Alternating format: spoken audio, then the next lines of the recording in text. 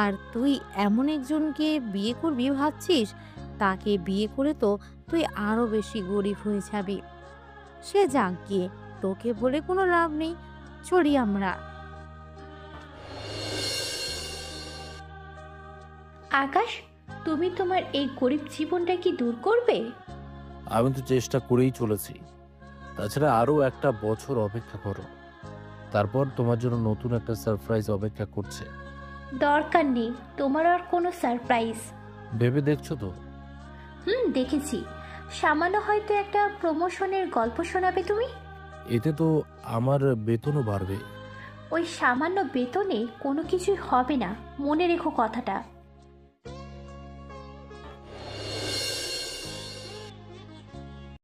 আব্বু আব্বু, আমার অনেক ক্ষুধা লেগেছে। আমার মামুনিটার খিদে পেয়েছে। আমাকে 5 মিনিট সময় দাও, আমি তোমার জন্য খাবার বানিয়ে নিচ্ছি। না আব্বু, আমি বাইরে খাবো। তাছাড়া আব্বু, তুমি আমার নতুন মামুনি কবে এনে দেবে? নতুন মামুনি তো খুঁজতে হবে। তাহলে তাড়াতাড়ি খুঁজে বের করব, ঠিক আছে? আচ্ছা, অপেক্ষা করো তাহলে। আব্বু রেডি হয়ে নিচ্ছে, তারপর তোমাকে নিয়ে যাবো। ঠিক আছে আব্বু। এদিকে আকাশ রেডি হয়ে নিচ্ছে, অন্যদিকে আকাশে অপেক্ষা করতে থাকে।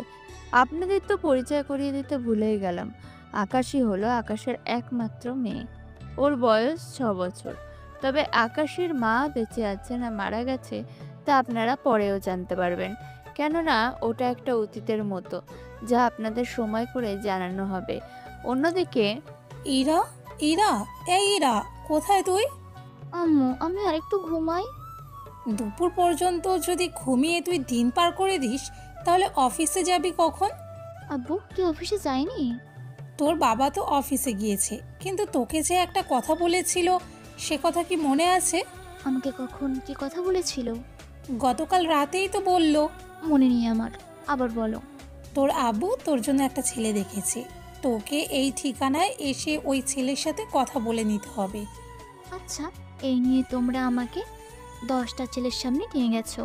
তোর পছন্দ না হওয়া পর্যন্ত তোর জন্য তো দেখতে হবে। তাই বলি এক একবার এক এক রকম চেহারার মানুষ, তার উপর অনেক অদ্ভুত লোক ছিল তারা। আচ্ছা, এত কথা না বলে তাড়াতাড়ি দেখা করে আয়। ঠিক আছে, যাচ্ছি। তবে এটাই কিন্তু শেষ দেখা। এরপর আমি আর কোনো ছেলে দেখার জন্য যাব না। আচ্ছা ঠিক আছে। ইরা রেডি হয়ে বের হয়ে ওর মায়ের দেওয়া ঠিকানায় চলে আসে। ওখানে 9 আর 6-এর মধ্যে ঝামেলা হওয়ার কারণে ইরা ভুল করে অন্য টেবিলে এসে বসে পড়ে। ভাই কেমন আছেন? আব্বু, উনি কে? কি আব্বু? আমি ওর বাবা, আমাকে তো আব্বু বলেই ডাকবে, এটাই তো স্বাভাবিক। আব্বু উনি কে? আকাশী মামুনি আমি ঠিক জানি না উনি কে। হায় আল্লাহ, আমার বাবা এই কি ছেলে আমার জন্য ঠিক করলো? এই ছেলে এত বড় একটা মেয়েও আছে, আমাকে তো এইসব কিছুই বলেনি।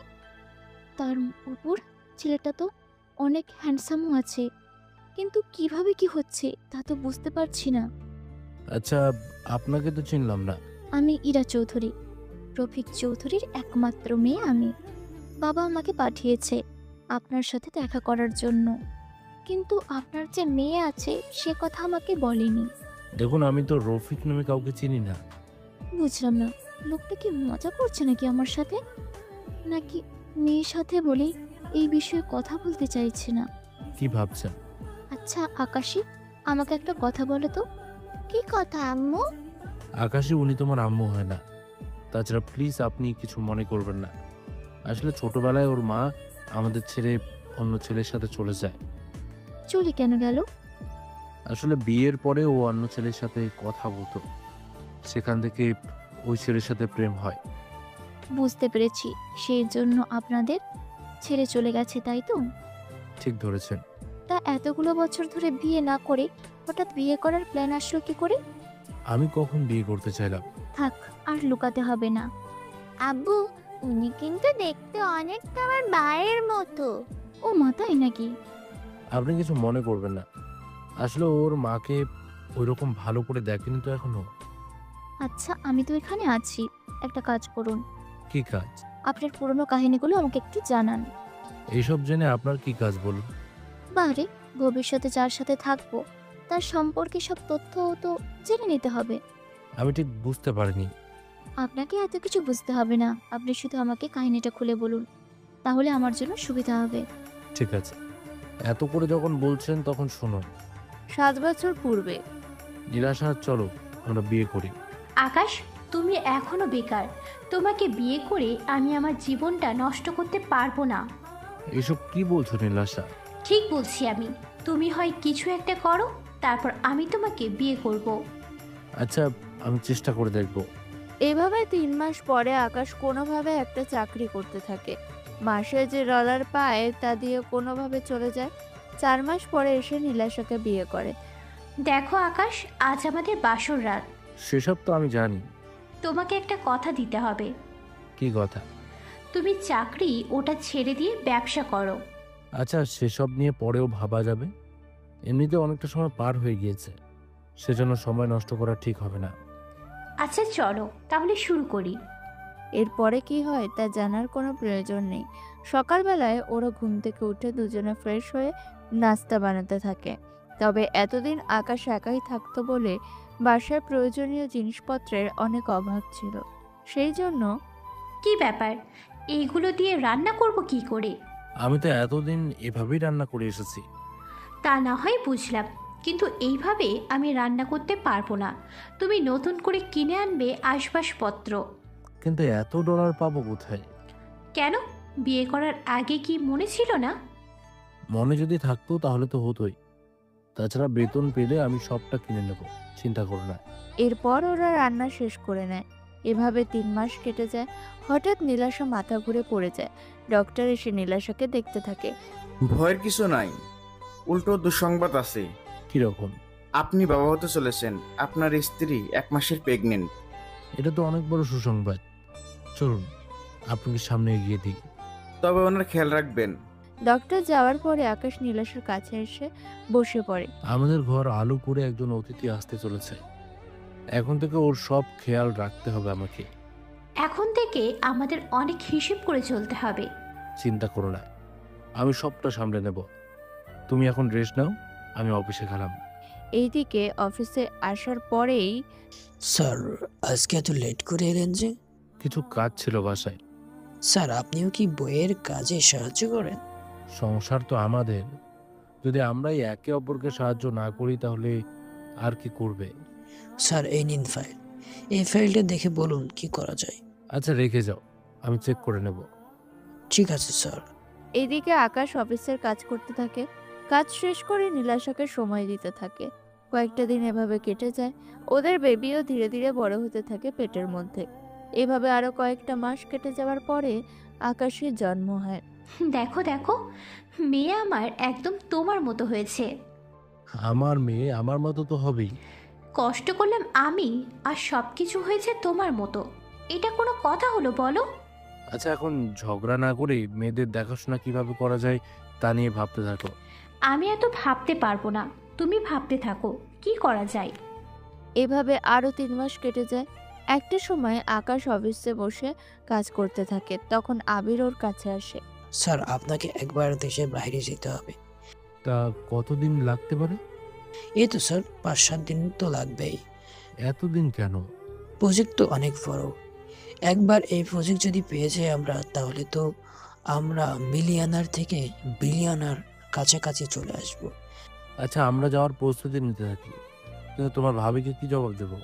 বলবেন কোম্পানির কাজের জন্য বাইরে পাঠাচ্ছে, যদি বেশি সমস্যায় দরকার হলে আমি এসে দেখে যাব। এটা অবশ্য মন্দ হয় না। তাহলে আমি আপনার যাওয়ার প্রস্তুতি নিতে থাকি। 2 দিন পরে নীলাশাকে এই ব্যাপারে বলতে থাকে। ও সবটা শোনার পরে কিন্তু তোমাকে ছাড়া আমি একা একা থাকবো কি করে বলো? 7 দিনেরই তো ব্যাপার। আমি তোমার প্রয়োজনে সবকিছু এনে রেখে দিয়েছি। এর বাইরে যদি কোনো কিছু লাগে আমাকে জানিয়ে দিও। ঠিক আছে, জানাবো। এরপর আকাশ চলে যায় লন্ডনে। ওখানে একটা অফিসে এসে ওর কাজকর্ম করতে থাকে। কাজ শেষ করে হোটেলে এসে নীলাশার সাথে কলে কথা বলতে থাকে। এভাবে 3 দিন কেটে যায়। প্রতিদিন নিয়ম করে কল দিয়ে কথা বলতে থাকে। 7 দিন পরে আকাশ যখন বাসায় ফেরে তখন এ কি, তোমাকে এরকম দেখাচ্ছে কেন? কি করব বলো, আকাশই তো ঠিকভাবে আমাকে ঘুমোতে দিচ্ছে না। চিন্তা করো না, আর একটু বড় হলে ঠিক হয়ে যাবে। এখন চলো ঘুমাই। এভাবে দেখতে দেখতে মাস যেতে থাকে। নীলাশার কথাবার্তা আকাশের কাছে কেমন জানি অদ্ভুত লাগতে থাকে। কিরকম লাগে তা আপনারা সামনের দিকে জানতে পারবেন। কিছুদিন যেতেই আকাশ, এইটুকু বেতন দিয়ে তো তুমি কিছুই করতে পারবে না। কেন পারবো না? তা এখন এটা বলো, তুমি যে বেতন পাও সেই বেতন দিয়ে কি তুমি চাইলেই এই সংসার চালাতে পারবে? এত বছর ধরে তো ঠিকই চলে এসেছে। কিন্তু এখন তা কোনোভাবেই সম্ভব না। কেন সম্ভব না শুনি? দেখো, আগে আমরা দুজন, এখন আমাদের মেয়েও আছে সাথে। তা কি হয়েছে? অনেক কিছু হয়েছে। তাছাড়া তুমি সংসারের উন্নতির কথা ভাবো। চিন্তা করো না, ও তো এখনো ছোট। আস্তে আস্তে আমি সব ঠিক করে নেব। এই বলে ওরা ঘুমিয়ে পড়ে। অন্যদিকে কয়েকটা দিন পরে আকাশকে ব্যবসার কাজে যেতে হবে দেশের বাইরে। সেজন্য অফিসে আসে। আমার যাওয়ার ব্যবস্থা করো। ঠিক আছে, করতেছি। একটু পরে আকাশ ওর বাসায় এসে নীলাশার কাছে বিদায় নিয়ে এয়ারপোর্টের দিকে চলে যায়। অন্যদিকে নীলাশা আকাশীকে নিয়ে বের হয় শপিং মলে। ভিতরে আসার সময় একটা লোকের সাথে ধাক্কা লাগে নীলাশার। এতে রেগে যায়। চোখে কি কম দেখেন? আমি বরাবরই দেখি, মনে তো হয় আপনি কম দেখেন। আপনাকে আমার কেমন জানি পরিচিত মনে হচ্ছে। আমারও কেমন জানি পরিচিত মনে হচ্ছে, কোথায় যেন দেখেছি। আরে, আমি নীলাশা। আমরা ভার্সিটিতে একসাথে পড়েছি, আর আমাদের সিট পাশাপাশি পড়তো। আরে তুই, কত বছর পরে তোর দেখা পেলাম। আর তুই তো আগের থেকে অনেক বেশি হটও হয়ে গেছিস। দেখতে কিন্তু এখন অনেক কিউট লাগছে তোকে। কথাটা শুনে নীলাশার খারাপ লাগার কথা, কিন্তু ও তা হেসে উড়িয়ে দেয়। কেননা নিলয়ের পোশাক দেখে নীলাশার বুঝতে বাকি রইল না যে নিলয় এখন অনেক বড় লোক। তা তুই ফ্রি আছিস? এতগুলো বছর পরে তোর সাথে দেখা, ফ্রি না থাকলেও বের করে নেব। সত্যি বলছিস? হুম, সত্যি বলছি। তা একটা কথা বলতো, কি কথা বল। এই বাচ্চাকে? ও তো আমার একমাত্র মেয়ে। ওর বয়স এখন 9 মাসের মতো হয়েছে।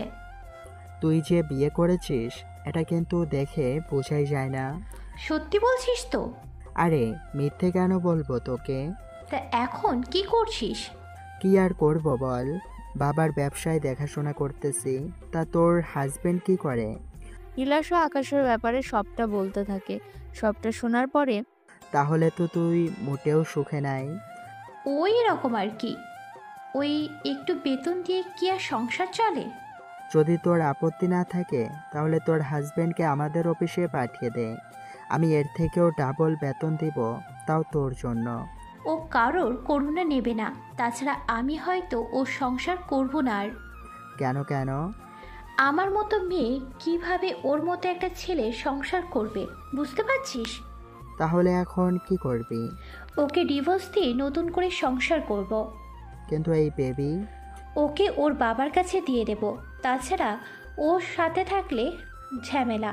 তবে ওর দেখাশোনার কোনো কমতি আমি রাখবো না যতদিন ওর কাছে আছি। বুঝতে পেরেছি। আচ্ছা, তোর মোবাইল নাম্বার আমাকে পাঠা। নীলাশার নাম্বার দিয়ে সাথে আরও কিছু কথা বলে চলে যায় ওখান থেকে। এইদিকে নিলয় তো একটা হাসি দেয়। এই হাসির মানে আপনারা জানতে পারবেন আরও অনেক পরে। অন্যদিকে আকাশ লন্ডনে একটা কোম্পানির বোর্ড মিটিংয়ে বসে আছে। তাহলে আকাশ স্যার, এখান থেকে কিভাবে কি করব? সবার কথাগুলো তো ঠিকই আছে, কিন্তু কাকে দেব প্রজেক্ট, ওটাই তো এখনো ভাবনার বিষয়। তাহলে এখন কি করবেন? এদের মধ্যে একটা লটারি করো, ওখানে যার নাম আসবে তাকেই না হয় প্রজেক্ট দিয়ে দিও। কিন্তু এখানে তো সম্মানিত ব্যক্তির মধ্যে মিস্টার কাপুরও আছে, ওনাকে কি দেব? উনি তো এমনিতে অনেকবার পেয়েছে, তার উপর ওনার অনেক অভিজ্ঞতা আছে। সেজন্য আমি চাচ্ছি নতুন কাউকে দেওয়ার জন্য, কেননা নতুনদেরও সুযোগ দেওয়া দরকার। যদি ওদের কোনো সুযোগ না দেই তাহলে ব্যাপারটা অনেক খারাপ হয়ে যাবে। ওরা যখন এত ভালোভাবে নিজেদের প্রজেক্ট তৈরি করেছে, তখন ওদেরও একটা চান্স দেওয়া দরকার। আপনি যা বলবেন তাই হবে। আপনার মুখের উপর কথা বলার তো কোনো ক্ষমতাও আমার নেই। তাহলে যেভাবে বলেছি সেভাবে করতে থাকো, বাকিটা আমি এসে পরে দেখে নেব। ঠিক আছে স্যার, হোটেলে এসে নীলাশার সাথে কথা বলতে থাকে, সাথে আকাশের সাথেও। কথা শেষ হওয়ার পরে নিলয় নীলাশাকে কল দেয়। তারপর ওরা কথা বলতে থাকে। তবে নিলয়ের সাথে নীলাশার কথা আস্তে আস্তে বাড়তে থাকে। এখন ওরা দুজনে অনেকটা সময় নিয়ে কথা বলে। এদিকে আকাশও দেশে ফিরে আসে। আসার একদিন পরে আকাশ, তুমি তোমার এই গরিব জীবনটা কি দূর করবে? আমি তো চেষ্টা করেই চলেছি। তাছাড়া আরো একটা বছর অপেক্ষা করো, তারপর তোমার জন্য নতুন একটা সারপ্রাইজ অপেক্ষা করছে। দরকার নেই তোমার আর কোনো সারপ্রাইজ। ভেবে দেখছো তো? দেখেছি। সামান্য হয়তো একটা প্রমোশনের গল্প শোনাবে তুমি। এতে তো আমার বেতনও বাড়বে। ওই সামান্য বেতনে কোনো কিছুই হবে না, মনে রেখো কথাটা। আচ্ছা, আমি এখন ঝগড়া করতে পারবো না, ঘুমাবো আমি। তার মানে তুমি কি বলতে চাও? আমি তোমার সাথে ঝগড়া করি? এখন তো সেগুলোই করে যাচ্ছ আমার সাথে। ঠিক আছে, এই শেষটা আমি দেখে নেব। এরপর ওরা ঘুমিয়ে যায়। তারপরে আকাশ সকালে অফিসে চলে যায়। সেজন্য নীলাশা কল দেয় নিলয়কে। কোনো সমস্যা হয়েছে কি? নিলয়, আমি ওই আকাশের সংসার আর করব না। কেন, কি হয়েছে? ও জীবনেও উন্নতি করতে পারবে না, সেজন্য আমি ওকে 2 মাসের ভিতরে ডিভোর্স দেব। কাজটা কি ঠিক হবে সামান্য কিছু ডলারের জন্য? দেখো, ও যা বেতন পায় সেই বেতন দিয়ে আমি মোটামুটি আমাদের সংসার তো চালাতে পারি, কিন্তু ওর বাহিরে সংসারের বাড়তি কোনো কাজে খরচ করার মতো ডলার থাকে না। এবং আমি যে শপিং করব তাও সম্ভব হচ্ছে না। বুঝতে পেরেছি ব্যাপারটা আমি, কিন্তু তুই ডিভোর্স দিয়ে কার কাছে যাবি? সেটা ভেবেই তো পাচ্ছি না। তোকে একটা কথা বলবো, যদি কিছু মনে না করিস। কি কথা বলো? আমি তোকে বিয়ে করতে চাই, যদি তোর কোনো আপত্তি না থাকে। তুই কি সত্যি বলছিস? একদম সত্যি বলছি। আমি তোকে সে ভার্সিটি থেকে ভালোবেসে এসেছি, কিন্তু তোকে বলবো বলবো করে আর বলা হয়নি, কারণ তুই তখন অন্য কাউকে ভালোবাসিস। এখন যখন তুই ওকে ছেড়ে দিতে চাইছিস, তখন আর আমার বলতে কোনো অসুবিধা নেই। আচ্ছা, আমি তাহলে আকাশকে কখন ডিভোর্স দিব? যখন তোর ইচ্ছে তখন দিলেই হবে। তাহলে আকাশের জন্মদিনের দিন ওকে ডিভোর্স দিয়ে দিব। তাহলে তো আরও 2 মাস। 2 মাস কি অপেক্ষা করতে পারবে না? কিন্তু আকাশ যে এই মাসগুলোতে তোমাকে আদর করবে, তা আমি মেনে নিব কি করে? এমনিতেও আকাশকে আমি 1 মাস ধরে কাছে আসতে দিই না, সামনেও আসতে দেব না। সত্যি বলছো তো? একদম সত্যি বলছি। আমি তাহলে অপেক্ষায় থাকলাম। কল কেটে দেয়। আপনাদের একটা কথা বলি, নিলয় কিন্তু নীলাশাকে সে ভার্সিটি থেকে অনেক পছন্দ করত, কিন্তু বলবে বলবে করেও ওর বলা হয়নি। সেজন্য আজকে নীলাশা আর আকাশের ছাড়াছাড়ি শুনে রাজি হয়ে যায়। কেননা নীলাশা দেখতে কিন্তু অনেক কিউট ছিল। সেজন্য নীলয় এত কিছুর পরেও রাজি হয় বিয়ে করার জন্য। অন্যদিকে দিন যেতে থাকে। নীলাশার কথাবার্তা, চাল চলন আকাশের কাছে কেমন জানি অদ্ভুত লাগতে থাকে। নীলাশা, তুমি এতগুলো ডলার পাও কোথা থেকে বলো তো? আমার বেস্ট ফ্রেন্ড আমাকে ডলার দেয়, সেখান থেকে। তোমার কি মাথা ঠিক আছে? পাজলামো বন্ধ করো তো। আকাশই কোথায়? ও তো ঘুমাচ্ছে। আমি ইদানিং খেয়াল করেছি তুমি আকাশের দেখাশোনা করছো না ঠিক মতো। তা এতই যখন মনে হয় তোমার কাছে, তাহলে তুমি নিজেই এসে করে যাও। কি বলছো এগুলো? এখন কি আমি চাকরি ছেড়ে বাসায় বসে থাকবো? এমনিতেও তুমি যে বেতন পাও সে বেতন দিয়ে তো তেমন কিছুই হয় না। আর তার থেকে ভালো তুমি বাসায় থেকে আকাশের দেখাশোনা করো, আমি বাহিরের দিকটা দেখব। তোমার কি মনে হয় ডলার রোজগার করা এত সহজ? আহামরি এত কঠিন কাজ কিন্তু নয়। এ নিয়ে ওদের দুজনের মধ্যে শুরু হয় ঝগড়া। এভাবে ওদের মধ্যে এখন থেকে প্রতিদিন ঝগড়া হতে থাকে। এভাবে দেখতে দেখতে আকাশের জন্মদিন চলে আসে। দেখো, কাল আমাদের মেয়ের জন্মদিন, সেজন্য আমি কোনো ঝামেলা চাই না। তোমার কি মনে হয় তুমি ঝামেলা করবে আমি চুপচাপ দেখব? তুমি এত চেঞ্জ হয়ে যাচ্ছ কেন বলো তো? এর কারণ আমি তোমার সংসার করব না। ফাজলামি করার মুডে নেই আমি এখন। এই বলে চলে আসে। অন্যদিকে নীলাশা আর নিলয় আসে কাজী অফিসে। ওখানে একটা ডিভোর্স পেপার রেডি করে আর একটা বিয়ের। এই নাও ডিভোর্স পেপার, এখানে তোমার সাইন দাও, আর আমি ওই কাগজে আমার সাইন দিয়ে দিচ্ছি। তারপর কি হবে? আকাশের থেকে ডিভোর্স পেপারে সাইন নিলেই তোমাদের ডিভোর্স হয়ে যাবে। তারপর আমাদের বিয়ের রেজিস্টার পেপারে তুমি সাইন করে দিলেই আমাদের বিয়ে হয়ে যাবে। আইডিয়াটা কিন্তু খারাপ না। তা তুমিও কি থাকবে জন্মদিনের রাতে? আমি বাসার বাইরে থাকবো, তুমি ভিতরে সবটা ঠিক করে তারপর তোমার সব কিছু নিয়ে চলে আসিও। ঠিক আছে, তাই হবে। এইদিকে সব পেপার নিয়ে চলে আসে বাসায়। পরের দিন ওরা তিনজনে অনেক সুন্দর করে সেজেছে। তোমাকে সত্যি অনেক সুন্দর লাগছে। মন তো চাচ্ছে এভাবে দেখতেই থাকি সারাক্ষণ। আজকেই হয়তো শেষ দেখা। মানে ঠিক বুঝলাম না। একটু পরেই বুঝতে পারবে। আচ্ছা চলো নিচে যাই। ওরা দুজনে নিচে আসে, এসে একটা টেবিলের উপরে কেক আর যাবতীয় সব কিছু রাখে। দাঁড়াও, এত তাড়া কিসের? সময় হয়ে এসেছে, কেক তো কাটতেই হবে। কেক কাটার আগে আমার একটা কাজ আছে। এমন সময় তোমার আবার কি কাজ? কেন, আমার কি কাজ থাকতে পারে না? কি কাজ বলো? তোমার দেখে অনেক তাড়া। রাত 12টা বাজে, কেক কেটে খাবার খেয়ে রুমে এসে ঘুমাতে হবে।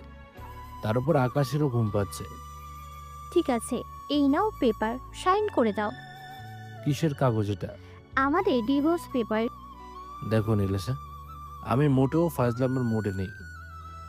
আকাশ কিন্তু সিরিয়াস। কথাটা শুনে আকাশের এবার হাসি মুখটা কিছুটা কালো হয়ে যায়। তারপর হাতে নিয়ে দেখতে থাকে।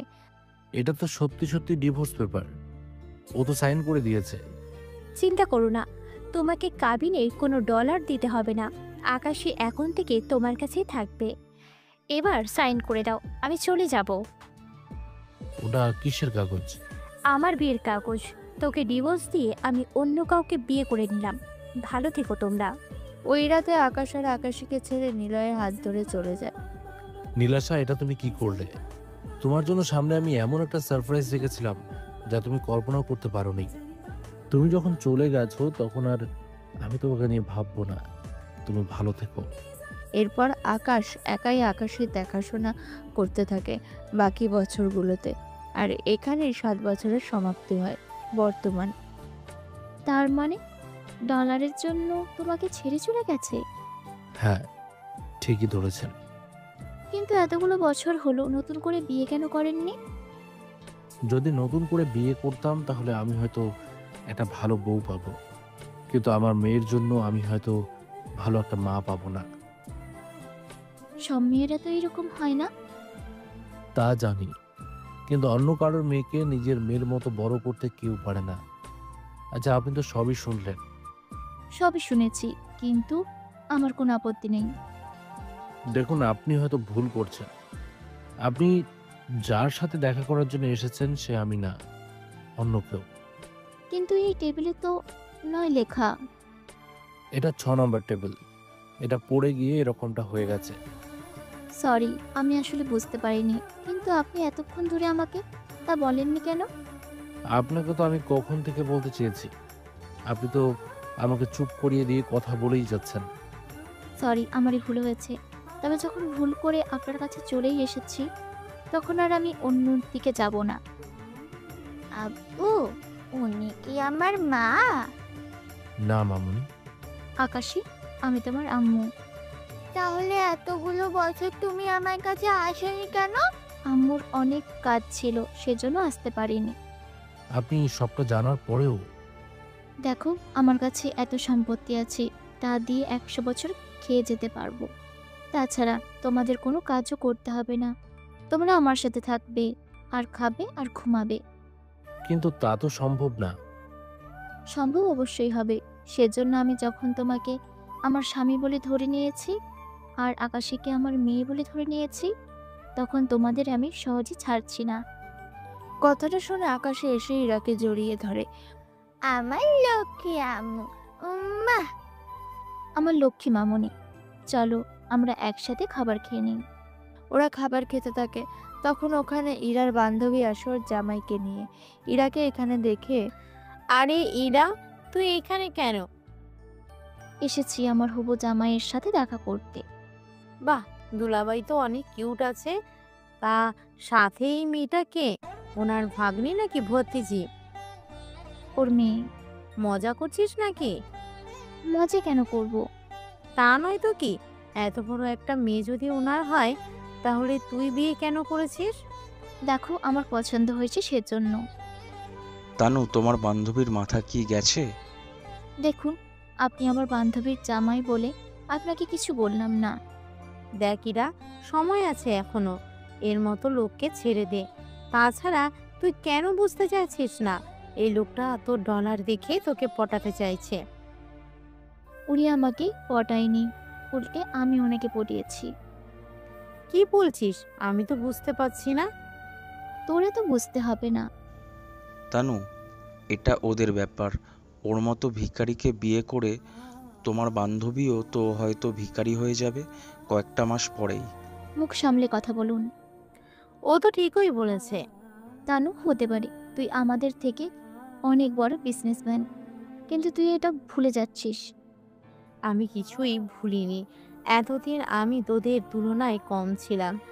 তারেককে বিয়ে করার পর থেকে আমি এখন তোদের উপরে উঠে গেছি। আর তুই এমন একজনকে বিয়ে করবি ভাবছিস? তাকে বিয়ে করে তো তুই আরো বেশি গরিব হয়ে যাবি। সে যাক গিয়ে, তোকে বলে কোনো লাভ নেই। চলি আমরা। তানু তারেক চলে যায় ওখান থেকে।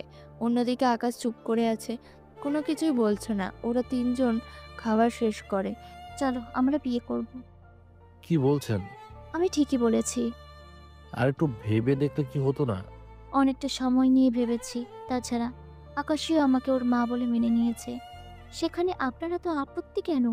কয়েকটি দিন হয়তো আপনার এই আবেগ থাকবে, এরপর আর থাকবে না। তাহলে চলুন হসপিটাল যাই। হাসপাতালে কেন? হসপিটাল এসে আমি অপারেশন করাবো। কিন্তু কি জন্য করবেন? এই যে, আমি যেন কখনো আর মা হতে না পারি। আপনি কি পাগল হয়ে গেছেন?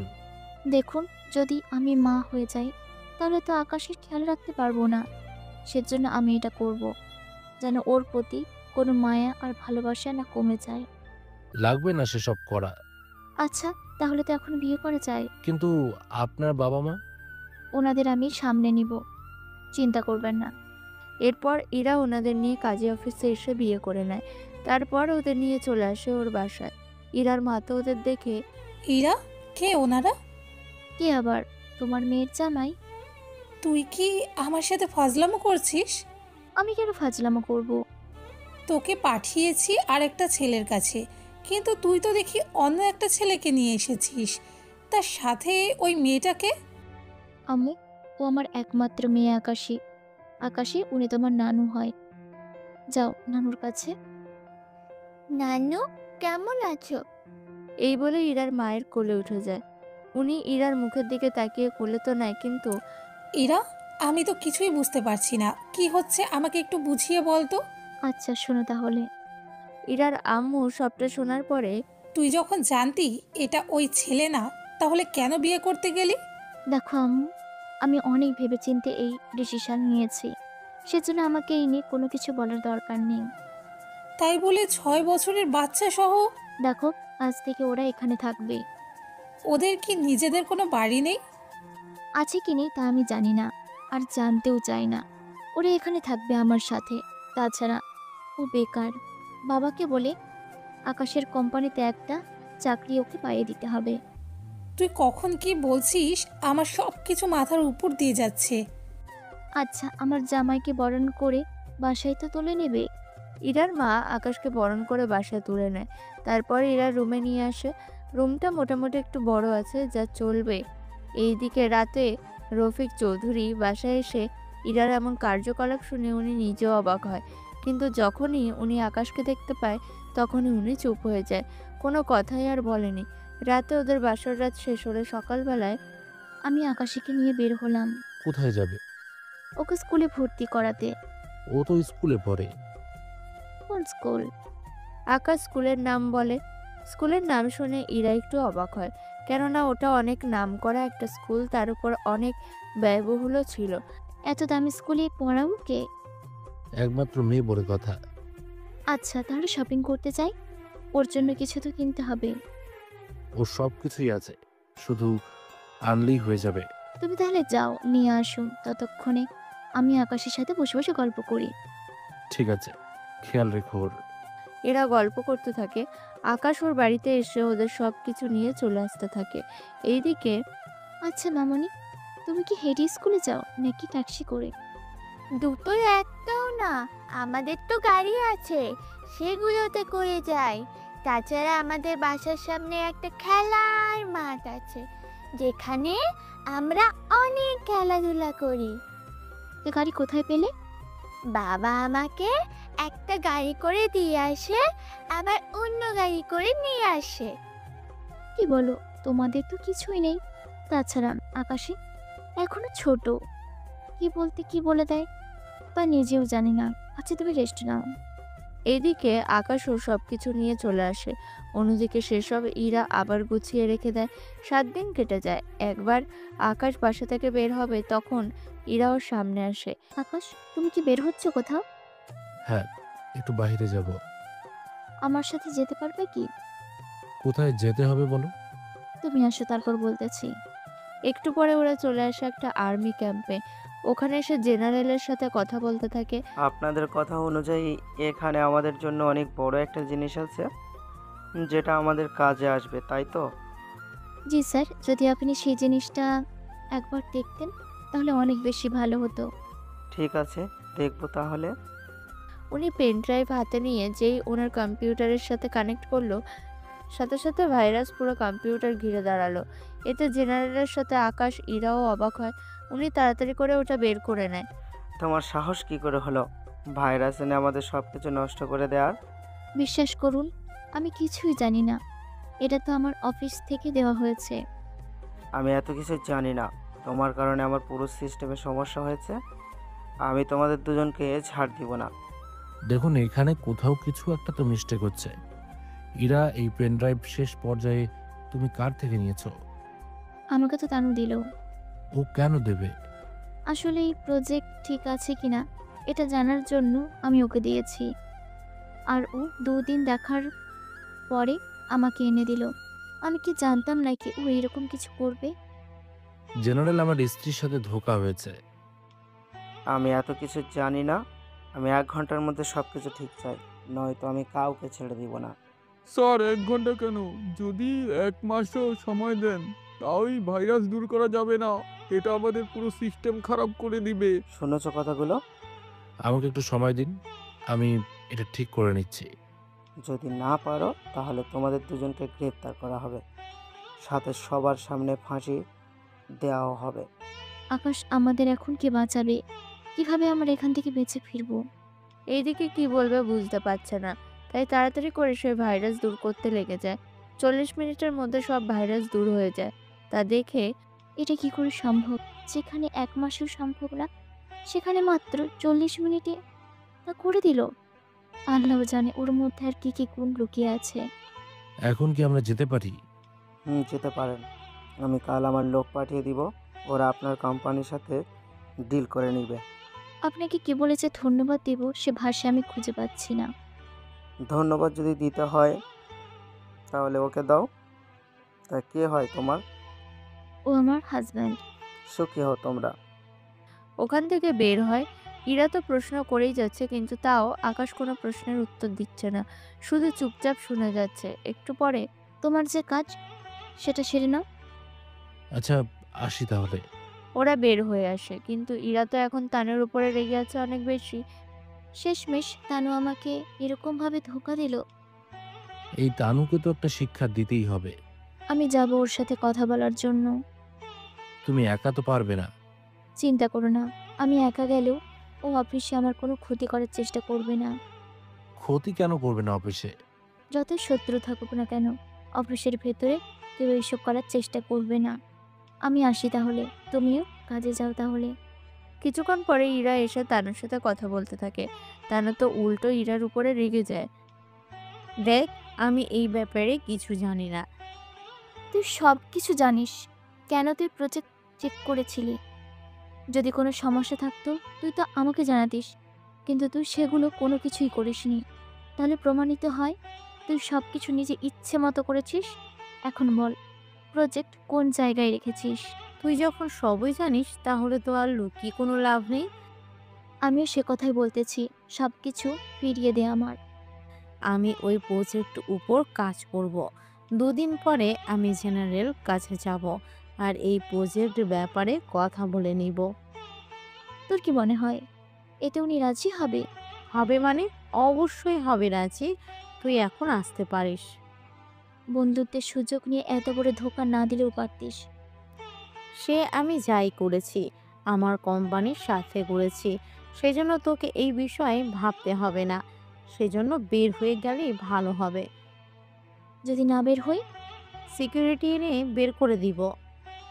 কার এত বড় সাহস আমার বউকে বের করে দেওয়ার হুমকি দেয়? তুই কে? সামনে আয়। আকাশ ওদের সামনে যায়। ওখানে তানু আকাশকে দেখে একটু চমকে তো ওঠে, কিন্তু কোনো রিয়াকশন নেই, তাই চুপ করে আছে। ওর মতো ভিখারি নাকি বাঁচাবে? কথাগুলো বলে হাসতে থাকে। আকাশ চুপ করে আছে, সাথে সামনে তাকিয়ে দেখে অনেক লোক ওখানে বসে আছে। ওদের দেখে তো কোনো কিছুই বলেনি, তবে ওই লোকগুলো আকাশের দিকে অনেক ভালোভাবেই তাকিয়ে আছে। কি ভাবছেন আপনারা? কই কিছু ভাবছি না তো। ওদের সাথে এভাবে কথা বলার সাহস হয় কি করে তোর? তা জেনে তোমার তো কোনো কাজই নেই। তোমাকে যা বলার জন্য এসেছি। ইরা চলো, এখানে এর সাথে কথা বলে সময় নষ্ট করার কোনো মানেই হয় না। ইরা যা তোর এই ফকিন্নি জামাইয়ের সাথে। তানু, এসব কি ধরনের কথাবার্তা? ঠিক বলেছি। মিস তানু, আমি যদি ভুলে যাই আপনি ইরার বান্ধবী হন, তাহলে কিন্তু আপনাকে রাস্তায় দিয়ে আসতে আমার বেশি সময় লাগবে না। ওহ তাই নাকি? দেখেছেন আপনারা, এর মতো রাস্তার ভিখারিও আমাকে চ্যালেঞ্জ করা শুরু করে দিয়েছে। তাহলে ঠিক 1 ঘন্টা পরে আপনি ইরার কাছে ক্ষমা চাওয়ার জন্য ওরই অফিসে আসবেন। কথাটা মনে রাখবেন। আরে যা তো, তোর মতো অনেক ছেলেকে দেখেছি আমি। ওখান থেকে ইরাকে নিয়ে চলে আসে। এদিকে ইরা তো বুঝতে পারছে না কি করবে। অন্যদিকে আকাশ মোবাইল বের করে কি যেন লিখতে থাকে। লেখা শেষ হয়ে গেলে মোবাইল আবার রেখে দেয়। আকাশের তো বেশি বেশি হয়ে গেল না? কোনো কিছুই বেশি হয়নি। ওই মেয়ে নিজেকে কি মনে করে। বাদ দাও ওর কথা। আমি আজকে আর অফিসে যাব না, বাসায় চলো, দুজনে একটু সময় কাটাবো। ঠিক আছে, চলো। ওরা বাসায় আসে। এদিকে আকাশের বাসায় ছিল। কিছুক্ষণ পরে, আম্মু এত তাড়াতাড়ি চলে এলে যে? আমার মামনিটার কথা অনেক বেশি মনে পড়ছিল, সেজন্য চলে আসলাম। মাম্মা, এখন ঘুমাবো। ঘুম থেকে উঠে তোমার সাথে গল্প করব। তুমি ততক্ষণ নানা নানুর সাথে গল্প করো। আচ্ছা আম্মু। আকাশ ইরা এসে সময় কাটাতে থাকে। 1 ঘন্টা পরে হঠাৎ বাসার মধ্যে চিৎকারের শব্দ শুনতে পায়। এতে আকাশ, এটা তো তানুর গলা। চলো এসে দেখি তো। কাজ শেষ করো, তারপর যাব। ঠিক আছে। 10 মিনিট পরে ওরা দুজনে নিচে নামে। তানুর চোখে ছিল অনেকটা ভয়। তানু দৌড়ে সেই ইরার পা ধরে রাখে। ইরা, তুই আমাকে বাঁচা। তোর উপর কেউ হামলা করেছে নাকি? আমার সাথে কোনো কোম্পানি কাজ করবে না, সবাই তাদের শেয়ার নিয়ে গেছে। এক কথায় আমি এখন পথের ফকির হয়ে যাব একদিনের মধ্যে। এসব কি করে হলো? তুই একে গ্রুপের নাম শুনেছিস? আমাদের দেশের সবচেয়ে পাওয়ারফুল কোম্পানির মধ্যে প্রথমে আছে ওনারা। ওই কোম্পানির সিইও বলেছে আমাদের সাথে যেন সব কোম্পানি তাদের ব্যবসা বন্ধ করে দেয়, নয়তো উনি ওদের সাথে ব্যবসা করবে না। প্লিজ তুই আমাকে বাঁচা, নয়তো আমি ফকির হয়ে যাব। আমি তোকে কিভাবে বাঁচাবো? আমি তো তোদের তুলনায় অনেক কম, সেখানে একে গ্রুপের সাথে কিভাবে কি হবে আমার তো মাথায় আসছে না। তো জামাইকে বল, সে হয়তো এরকম কিছু করেছে। ও কি বলছে? তোর জামাই তো মনে হয় এইসব করেছে। ওকে তো কেউ ঠিক মতো চেনে না। ও তো বলেছিল আমাকে 1 ঘন্টার মধ্যে ভিখারি বানিয়ে দিবে। রেগে মানুষ অনেক কিছুই তো বলে। তাও তোর জামাইকে বল। আকাশ, তুমি কিছু জানো? কই না তো। দেখলি তো, ও কিছুই জানে না। তানু আকাশের দিকে তাকায়, দেখে ও মুচকি মুচকি হাসছে। তা দেখে তানুর সন্দেহ আরো বাড়তে থাকে। তানু আরেকবার বলে, তাও আকাশ কোনো কিছু বলেনি। একটু পরে তানু তো কেঁদে চলে যায়। আকাশ, তুমি কি কিছুই জানো না? কই না তো। তাহলে ও যে তোমাকে এত অপমান করেছে তা কি তুমি ভুলে গেছো? ধরে নাও এটা ওর কর্মের ফল। কিন্তু ওদের যে পাওয়ার সেখানে 1 ঘন্টায় কিভাবে এত নিচে নেমে গেল ওরা? ওর কর্মের ফল ও এখন ভোগ করবে। এতে আমাদের কি করার আছে বলো? এরা তেমন কোনো কথা বলেনি। এভাবে ওদের দিন কাটতে থাকে। 1 মাস পরে। ইরা, আমাকে একটু বের হতে হবে। তুমি এখন কোথায় যাবে? দেশের বাইরে যেতে হবে। আমি না ফেরা অবধি আকাশের খেয়াল রেখো। চিন্তা করিও না, আমি ওর খেয়াল রাখবো। এইদিকে আকাশ দেশের বাইরে যায়, অন্যদিকে ইরা আকাশের দেখাশোনা করতে থাকে। 2 দিন পরে আকাশী ওর বাবাকে কল দেয়। আব্বু আব্বু, কখন আসবে তুমি? এই তো আম্মু, আর 3 দিন পরে। কোনো কিছু হয়েছে কি? আম্মু কাঁদতেছে। কাঁদছো কেন? আমি তো জানি না। তোমার মাকে দাও তো। আম্মু এই নাও, আব্বু কল করেছে, কথা বলো তুমি। ইরাকে কল দেয়, কল ধরে কথা বলতে থাকে। ইরা, কি হয়েছে? তুমি কাঁদছো কেন? কই কাঁদছি আমি? আরে বলবে তো কি হয়েছে। তানু কিছু লোক নিয়ে আমার অফিসে আসে। তারপর কি হয়েছে? অফিসে এসে আমাকে অনেক কথা বলে। তারপর সাথে আরো কিছু গুন্ডাও নিয়ে আসে। পুলিশ কি কিছু বলনি তো? বলেছি, ওরা ভয়ে কিছু বলছে না। তুমি একটা কাজ করো, কি কাজ বলো? তোমাকে একজনের নাম্বার দিচ্ছি, ওকে বাসায় ডেকে এনে সমস্যার কথা বলো। ও ব্যক্তিকে? তোমাকে ভাবতে হবে না, তুমি ওকে সবটা বলো, তাহলে কি হবে। ঠিক আছে। কিছুক্ষণ পরে ইরা কল দিয়ে আসতে বলে। কিছুক্ষণ পরে বাসায় আবির আসে। আবির এসে আকাশীকে দেখে। কেমন আছো আকাশী? এই তো আঙ্কেল, ভালো। তুমি কেমন আছো? আমিও ভালো আছি। তা তোমার আম্মু কোথায়? জি ভাইয়া, আমি ওর আম্মু। কিন্তু আপনি কে? আমি আকর্ষিত চাচ্ছ হই। তা আপনি সমস্যায় পড়েছেন? কি সমস্যা? আমার বান্ধবী আমাকে মারার চেষ্টা করতেছে। ও অনেক লোকের সাথে হাত মিলাচ্ছে আমাকে মেরে ফেলার জন্য। আপনি কোনো চিন্তা করবেন না, আপনার উপর হামলা করবে এরকম কোনো ব্যক্তি তৈরি হয়নি। ভায়া না আসা অব্দি আমি আপনার সিকিউরিটি গার্ড হিসেবে থাকবো। দেখো, ওদের সাথে পারবে না। ওই তানু অনেক মাফিয়ার সাথে হাত মিলিয়েছে।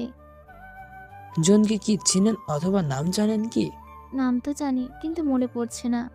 আচ্ছা, চিন্তা করবেন না, আমি আছি আপনাদের সিকিউরিটির জন্য। তাহলে ওই রুমটাই থাকবেন? ঠিক আছে, আপাতত ভাইয়া আসা পর্যন্ত এখানে থাকবেন, অফিস যেতে হবে না। ঠিক আছে। এদিকে তানু কিছু মাফিয়ার লোকের সাথে বসে আছে। তা মিস তানু, আপনি চাচ্ছেন আমরা এদের পুরো পরিবারকে শেষ করে দেই? হ্যাঁ, আমি এটাই চাই। ঠিক আছে, তাহলে কালকে আমরা অ্যাটাক করব। আমিও তোমাদের সাথে থাকবো। আপনাকে তো চিনলাম না। ও, আমার হাজবেন্ড। ঠিক আছে, আমি তাহলে সব কিছু তৈরি করে নিচ্ছি। ঠিক আছে। অন্যদিকে আবির আকাশকে সবটা বলতে থাকে। সবটা শোনার পরে ওরা কিন্তু যে কোনো মুহূর্তে আক্রমণ করে বসবে। আমিও সেটাই ভাবতেছি। তাহলে কিছু লোক এখানে সিকিউরিটির জন্য নিয়ে আয়। আমি তো দেখি কার এত বড় সাহস আমাকে এখানে দেখার পরও হামলা করার সাহস পাই। রিস্ক নেওয়া কি বেশি প্রয়োজন? আপনি যখন বলতেছেন তখন আমি কিছু লোক এনে রাখবো। ঠিক আছে, আমার আরো একদিনের কাজ আছে। ভাইয়া, এদের আপনার বাসায় এনে কেন রাখছেন না? তাহলে যে ইরা সবকিছু জেনে যাবে। ভাবি তো আপনাকে অনেক ভালোবাসে, সত্যিটা জানলেও মনে হয় না আপনাকে ছেড়ে দিবে। এত তাদের সত্যিটা জানাতে চাই না। আচ্ছা, তুমি ওই দিকটা তাহলে দেখো। ঠিক আছে। পরের দিন বিকালের দিকে ম্যাক 40 জন লোক নিয়ে আসে ওই বাসার সামনে।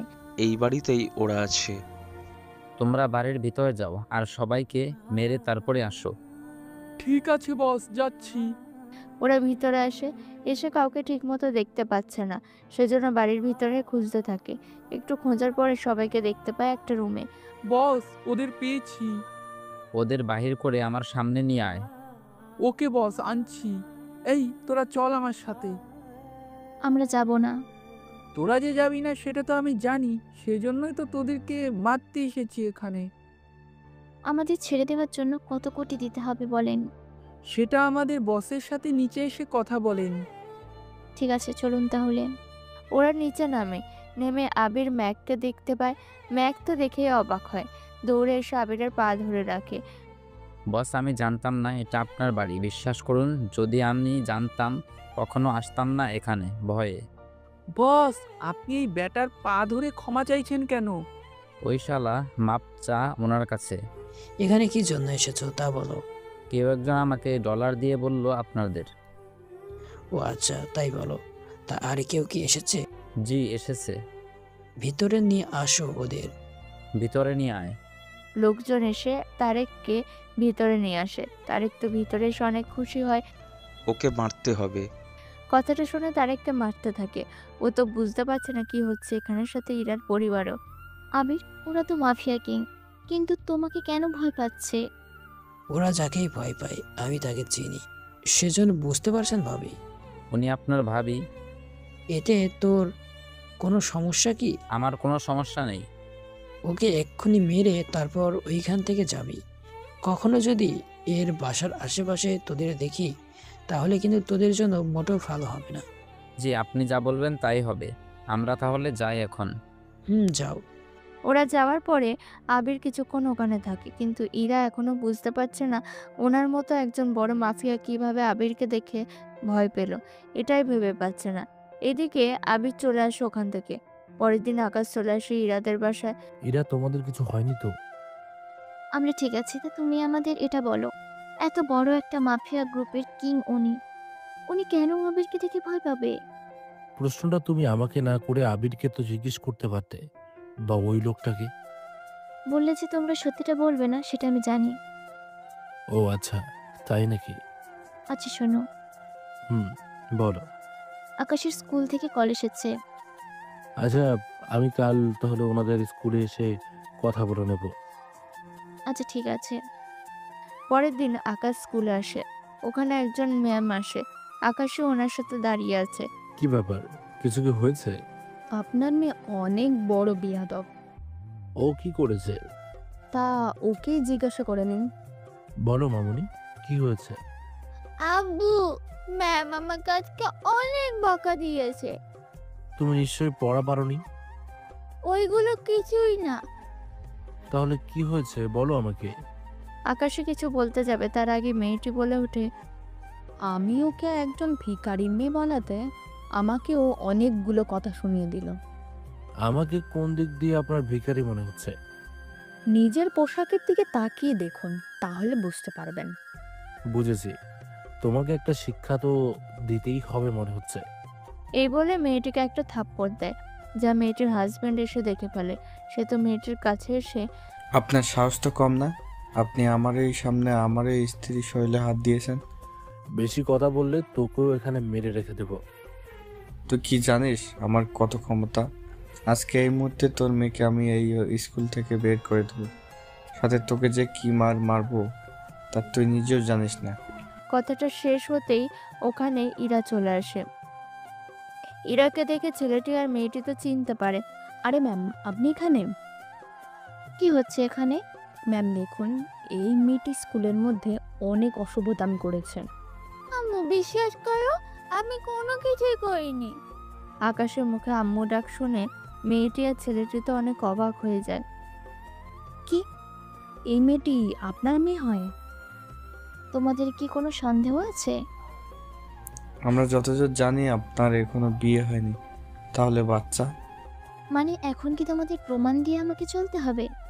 ম্যাম আমরা তা বলিনি।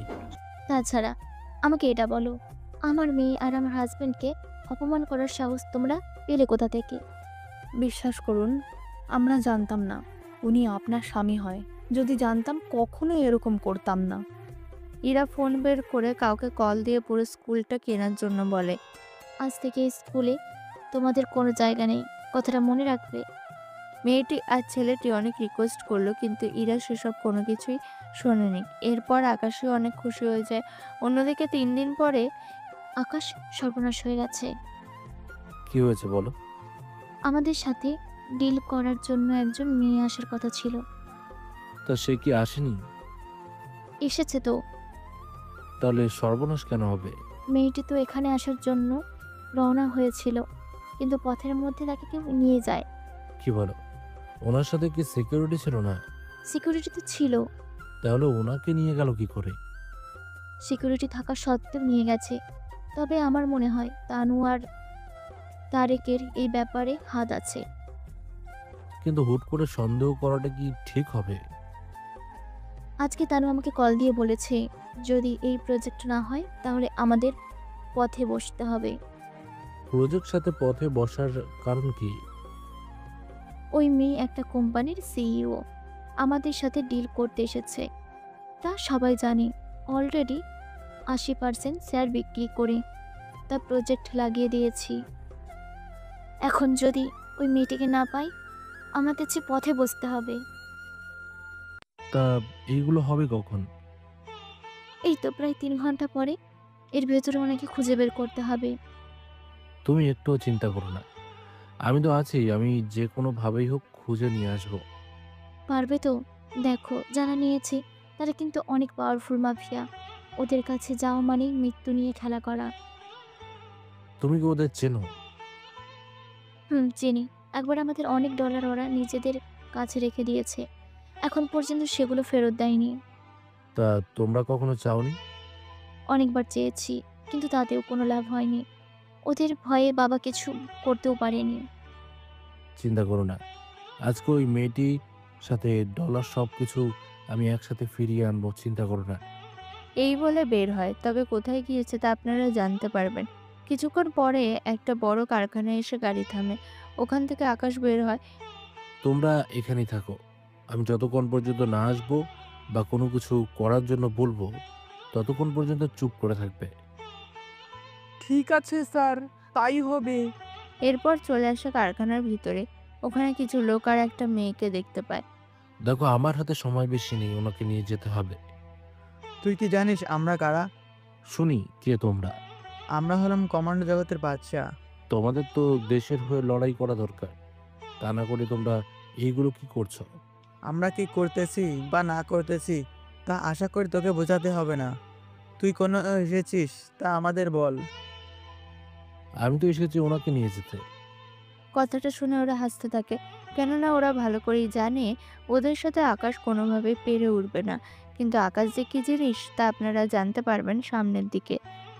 দেখ, তোরা যখন নিজ থেকে ঝামেলা করবি বলে ঠিক করেছিস, তখন আমার কোনো কিছুই বলার নেই। সেজন্য সময় নষ্ট করতে চাই না আমি।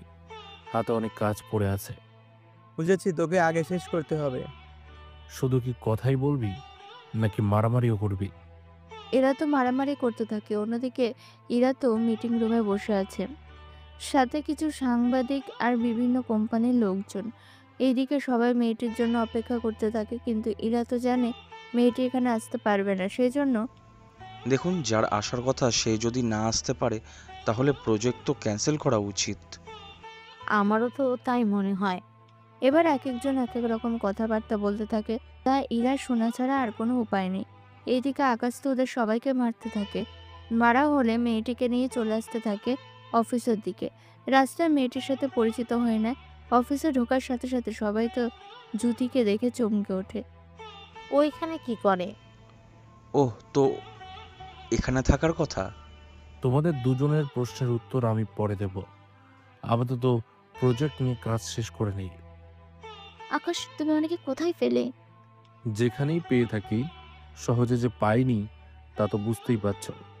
সে যাকে জ্যোতি, আপনি আপনার কাজ করুন। জ্যোতি এসে ওর কাজ শেষ করে নেয়, অন্যদিকে কাজ শেষে চলে যায়।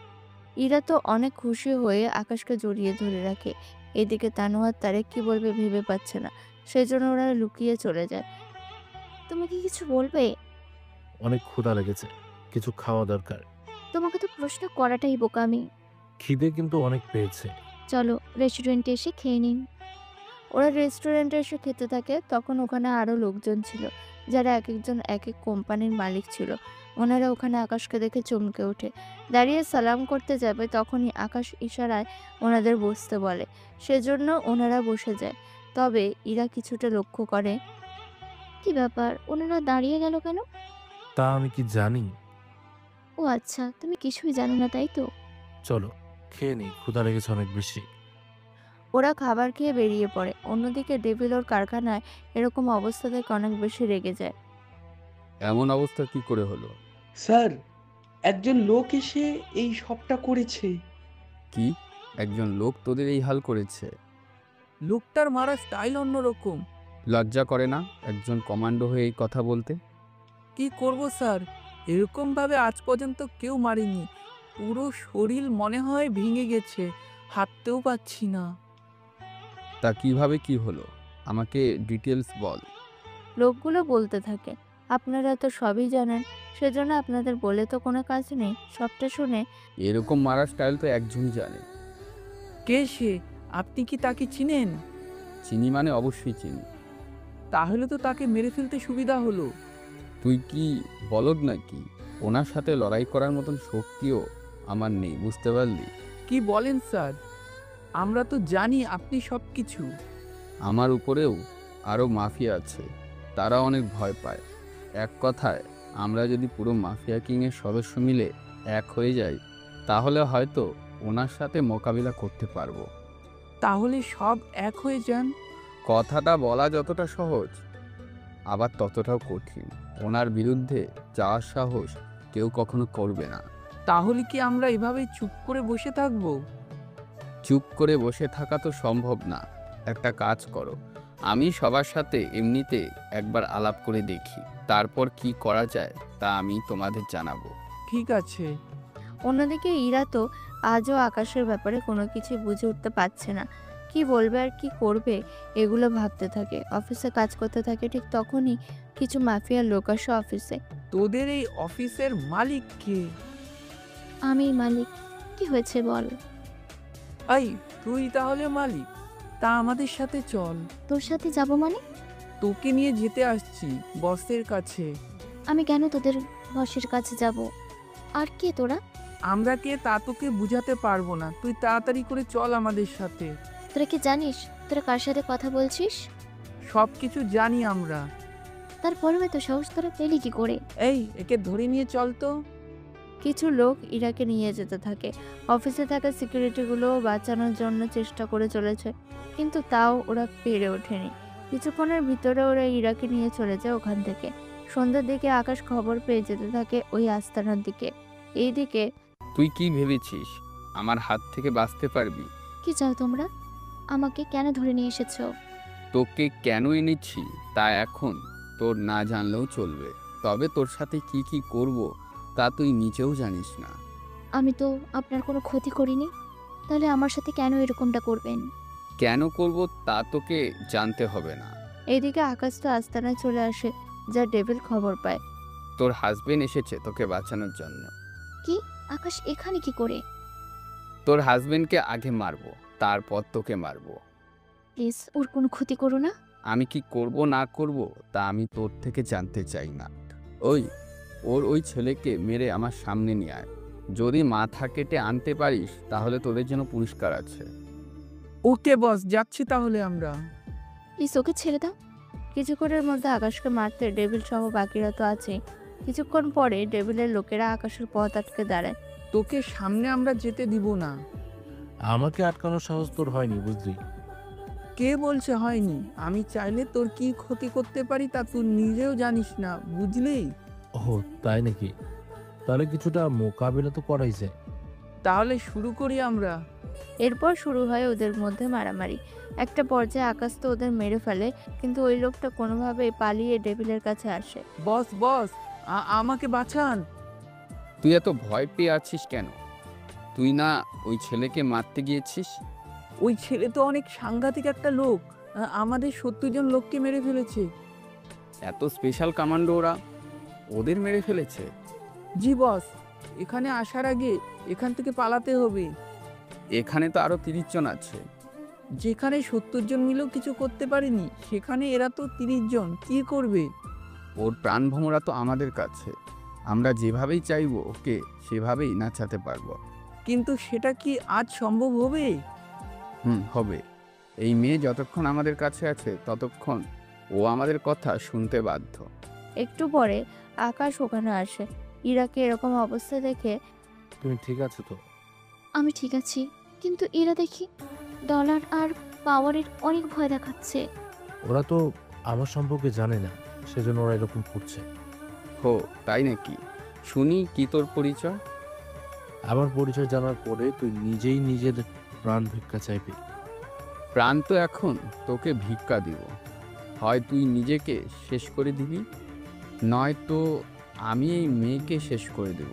না আকাশ, তুমি এরকম কিছুই করবে না। 1 মিনিট সময় দিলাম, হয়তো নিজেকে মেরে ফেলবি, নয়তো একে মেরে ফেলবো। ইরাকে বাঁচানোর জন্য আকাশ ওর পেটে ছুরি তো ঢোকায়, কিন্তু তাও সাইডে। আকাশ মাটিতে পড়ে যায়। তখন ডেভিল ইরাকে মারার জন্য আসে। ওখানে ইরাকে বাঁচানোর জন্য আকাশ উঠে দাঁড়ায়, কেননা ভালো করেই জানে এরকম কিছু হবে, সেজন্য ছুরি এরকমভাবে ঢোকানোর কারণ। ডেভিল কোনো মতে ওখান থেকে পালিয়ে যায়, কিন্তু ইরার শরীরে গুলি লাগে। সেজন্য ইরাকে নিয়ে হসপিটালের ডক্টরের কাছে আসে। ডক্টর, ডক্টর কোথায় আপনি? কি হয়েছে ওনার? গুলি লেগেছে। আপনি ডলার জমা করে দিন, আমি বাকিটা দেখছি। আচ্ছা, তাড়াতাড়ি করুন আপনারা। ডক্টর তো চিকিৎসা করতে থাকে। অন্যদিকে আবিরকে কল দিয়ে ডলার নিয়ে আসার জন্য বলে। আবিরও ডলার নিয়ে রওনা দেয়। কিছুক্ষণের মধ্যে আবির ওখানে চলে আসে। ভাবির এখন কি খবর? এখনো চিকিৎসা চলছে। কি করে হলো এসব? ডেভিল এই কাজ করছে। ডেভিল তো অনেক ছোট একটা মাফিয়া দল। ঠিক ধরেছ, কিন্তু অন্য সব মাফিয়ার কাছে ডেভিলই সবচেয়ে বড়। ওর এত বড় সাহস হয় কি করে আপনার উপর হামলা করার? ও আমার পরিচয় না জেনে এরকমটা করেছে। ওর পিছনে অন্য কেউ যে আছে তা আমি বুঝতে পারছি। এখন তাহলে উপায় কি? উপায় হচ্ছে ওদের পেছনে কে আছে তা খুঁজে বের করতে হবে। কিন্তু সেটা কি হবে? এটা যতক্ষণ পর্যন্ত খুঁজে বের করতে না পারবো ততক্ষণ পর্যন্ত কোনো কিছু করা যাবে না। একটা কাজ করলে কেমন হয়? কি কাজ? আমি ডেভিলের সাথে কথা বলে দেখি, তাহলে ও ভয়ে কিছুটা স্বামিকা করবে, কেননা ও তো আমাকে চিনেই। এটা তুমি ভালো বলেছ, তাহলে আর দেরি করো না। ঠিক আছে, যাচ্ছি আমি। আবির বেরিয়ে পড়ে। অন্যদিকে আকাশও ওর মতো করে হসপিটালে অপেক্ষা করতে থাকে। কিছুক্ষণ অপেক্ষা করার পরে ডক্টর বেরিয়ে আসে। এখন আর কোনো ভয় নেই। ধন্যবাদ ডক্টর। একটু পরে ইরার বাবা মা আর আকাশীও ওখানে আসে। আমার মেয়ের ওপর হামলা করলো কে? এভাবে হসপিটালে রেগে যাওয়াটা কিন্তু ঠিক হবে না। কিন্তু কি করব বলো, কয়দিন পর পর এভাবে হামলা হচ্ছে, তা কি মেনে নেওয়ার মতো? আমার এত ক্ষমতা, তারপরেও আমি কোনো কিছু করতে পারছি না, নাই ওদের সাথে পেরে উঠতেছি। আমার তো মনে হচ্ছে তানু আর ওর হাজবেন্ড মিলে এরকমটা করতেছে। তানু তো ওর বান্ধবী। ওদের মধ্যে কয়েকটা মাস ধরেই সম্পর্ক ভালো না। তানু তো অনেকবার আমাদের ক্ষতি করার চেষ্টাও করেছে। আকাশ, তুমি কি এ ব্যাপারে কিছু বলবে? আমি এখন এই ব্যাপারে শিওর না, এই হামলার পেছনে তানুর হাত আছে নাকি অন্য কারোর হাত আছে। কিন্তু ইরা ঠিক আছে তো? ও ঠিক আছে, আমি খুঁজে বের করে নেব এর পেছনে কে আছে। তাহলে যত তাড়াতাড়ি পারো খোঁজ নিয়ে দেখো। ঠিক আছে। এদিকে আবির ডেভিলের সাথে দেখা করে, তবে ডেভিলও মার খেয়েছে, তা ওকে দেখে বুঝতে পেরেছে। কিছুক্ষণ পরে, স্যার, আপনি হঠাৎ কি মনে করে এখানে আসলেন? আমি এসেছি কিছু কাজে। জি বলুন, কি কাজ? তোমরা গতকাল কারোর উপর হামলা করেছো, তাদের মেরে ফেলতে চেয়েছো, কথাটা তো সত্য? কথাটা সত্যি, কিন্তু এত কিছু আপনি জানলেন কি করে? আমি কি করে জানি তা এখানে বলার জন্য আমি আসিনি। আমি এসেছি এটা জানতে।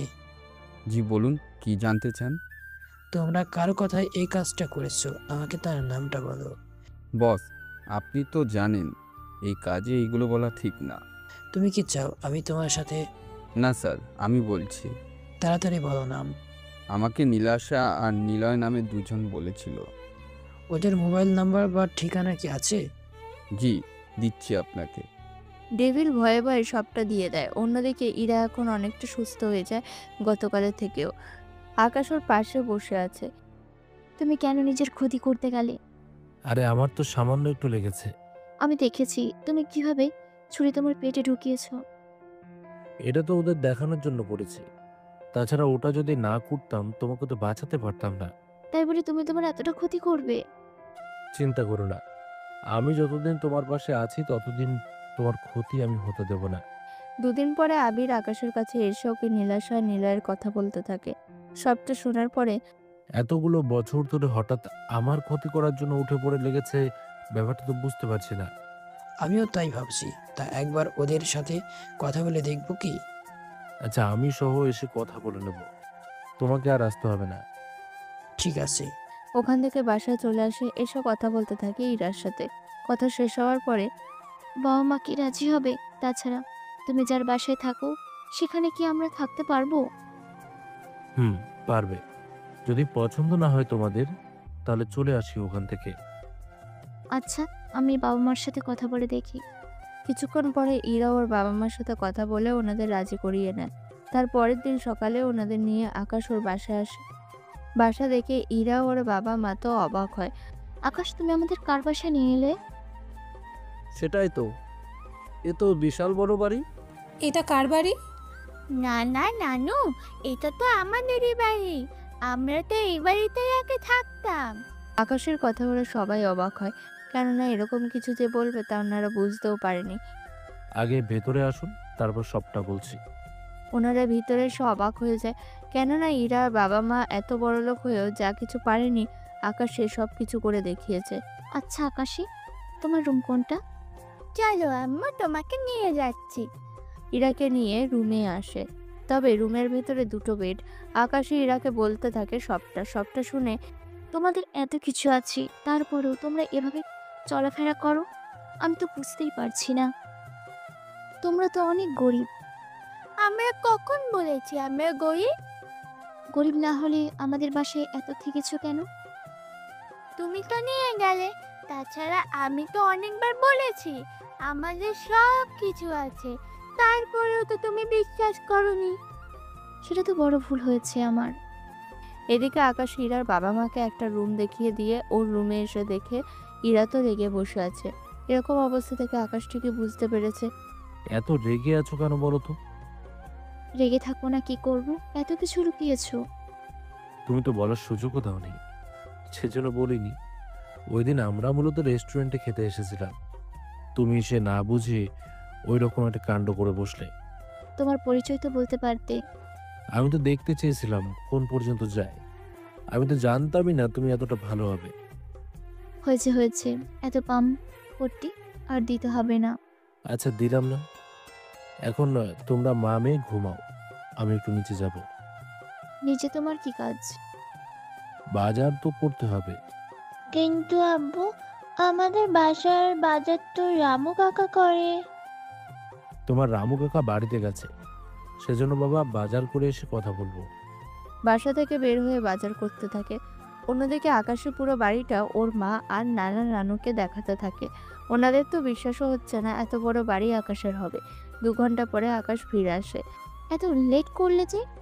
এতগুলো বাজার করতে একটু লেট তো হবেই। এখন তুমি রান্না করো, আমি একটু বেরোবো। এখন আবার কোথায় যাবে? কিছু পুরনো হিসেব বাকি আছে, সেগুলো শেষ করে আসছি। বের হয়ে চলে আসে নীলাশা আর নিলয়ের কাছে। ওরা তো আকাশকে দেখে রীতিমতো অবাক হয়। এ কি আকাশ, তুমি এখানে? এসেছি কিছু কথা বলতে। যা বলার আমার সাথে বলো। আচ্ছা নীলাশা, আমি তো তোমাকে কোনো ক্ষতি করিনি, তাহলে কেন তোমরা ইরাকে মারতে চাইছো? আসলে আমি চাইনি, চেয়েছি নিলয়। কি সে কারণ? এরার বাবার সাথে আমার পুরনো শত্রুতা আছে, সেখান থেকেই। তা এতগুলো বছর পরে তা আকাশী কেমন আছে?